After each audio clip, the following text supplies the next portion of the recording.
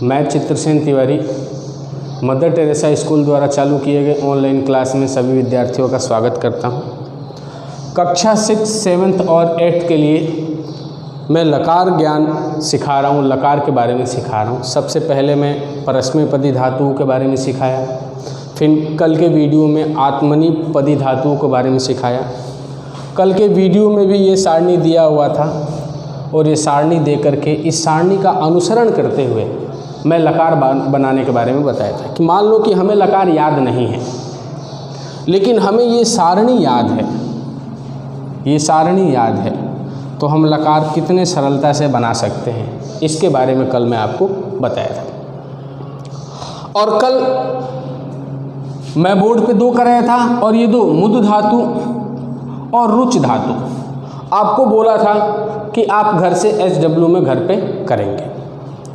आज मैं जो घर पे आपको करने के लिए दिया था मुद धातु और रुच धातु, इन 2 धातुओं को करके बताऊंगा ताकि आप अपने कॉपी में मिला लें कि आप लोग सही किए हैं या नहीं किए हैं। इन 2 धातुओं को विशेष रूप से आपसे समझाऊंगा।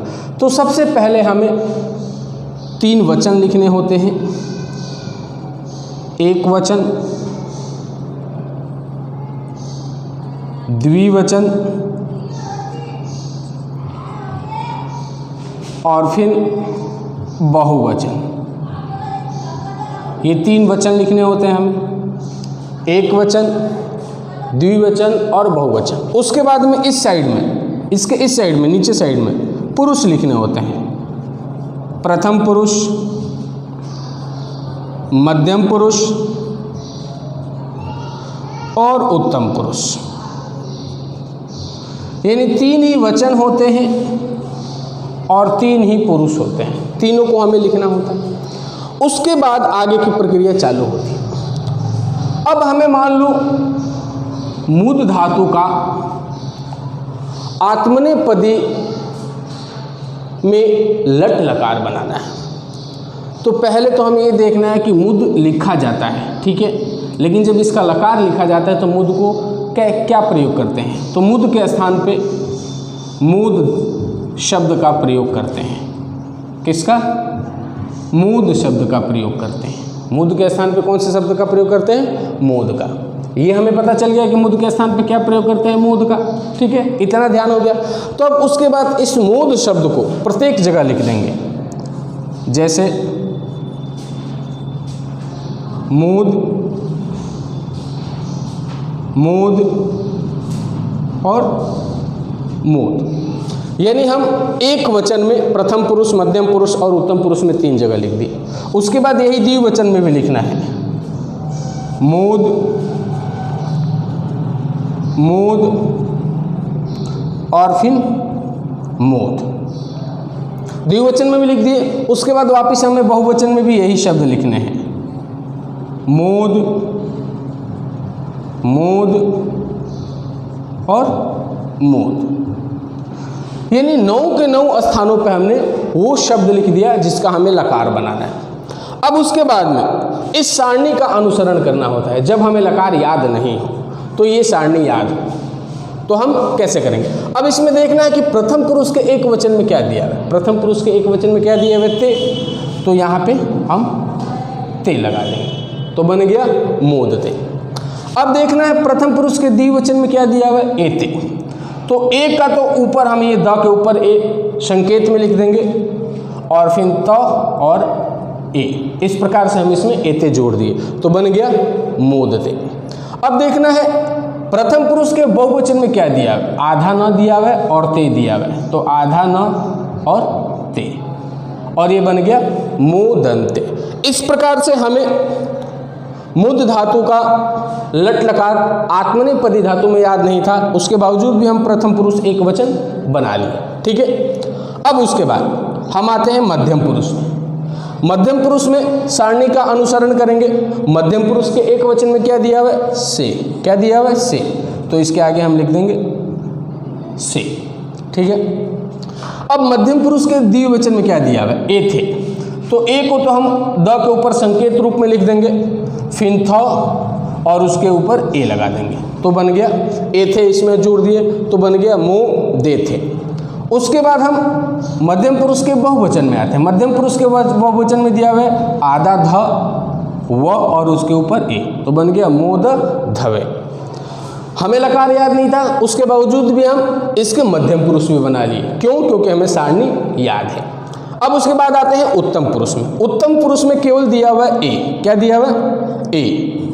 तो इसको हम संकेत के रूप में इस द के ऊपर लगा देंगे, तो बन गया मोदे। अब आते हैं द्विवचन में। द्विवचन में दिया हुआ है आ वहे, तो आ को संकेत रूप में यहाँ लिखेंगे, ठीक है, और उसके बाद में वहे, तो बन गया मोदा वहे।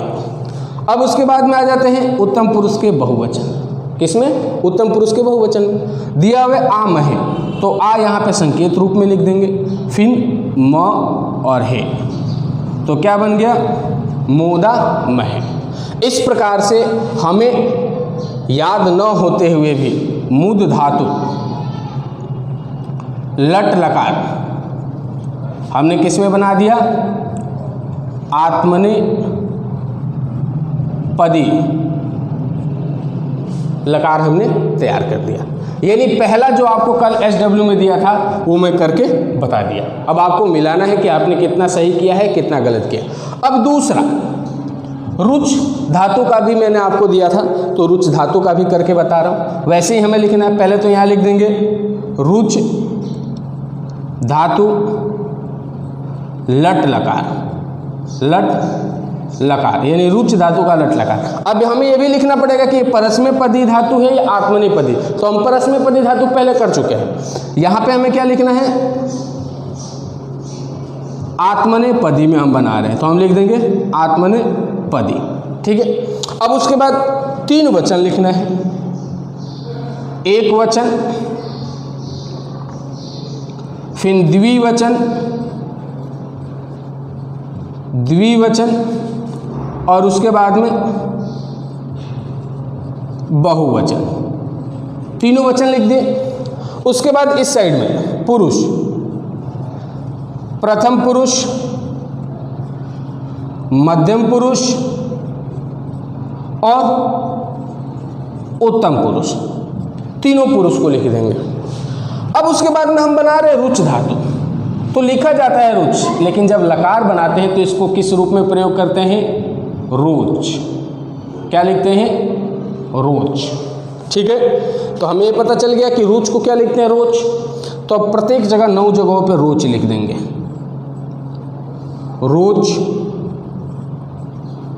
रोच और रोच। इस प्रकार से हम एक वचन में तीनों जगह पे लिख दिए। फिर द्विवचन में लिखेंगे यही रोज, रोज और रोज। फिर बहुवचन में भी यही लिख देंगे तीनों जगह पे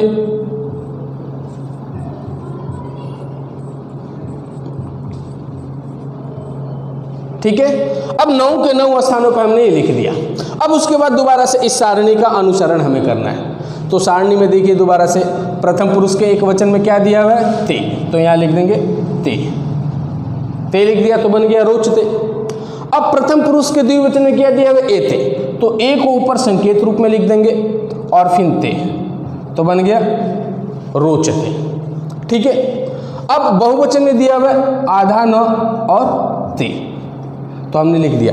इस प्रकार से हमें याद न होते हुए भी रुच धातु के लट लकार आत्मनेपदी में प्रथम पुरुष बना लिया, रोचते, रोचेते और रोचनते। अब आते हैं द्विवचन मध्यम पुरुष में। मध्यम पुरुष के एक वचन में देखना है क्या दिया हुआ है? से, तो यहाँ हमने से लिख दिया और बन गया रोच से। अब द्विवचन में दिया हुआ ए थे, तो ए को संकेत रूप में लिख देंगे और थे, तो बन गया रोचे थे। अब आना है बहुवचन में। बहुवचन में दिया हुआ है आधा ध व और उसके ऊपर ए का स्वर लगा हुआ है, तो बन गया रोच ध्वय।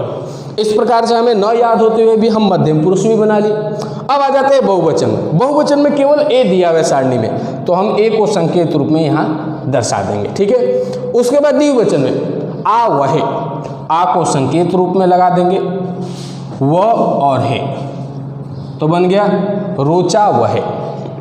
अब बहुवचन में आ जाते हैं उत्तम पुरुष के दिया हुआ है आ महे, तो आ को संकेत रूप में लगा देंगे, फिर म और हे, रोचा महे। इस प्रकार से जो मैं कल आपको 2 SW में दिया था वो लकार बना के बता दिया, आपको याद नहीं था उसके बाद भी बना के बताया कैसे बनाना है।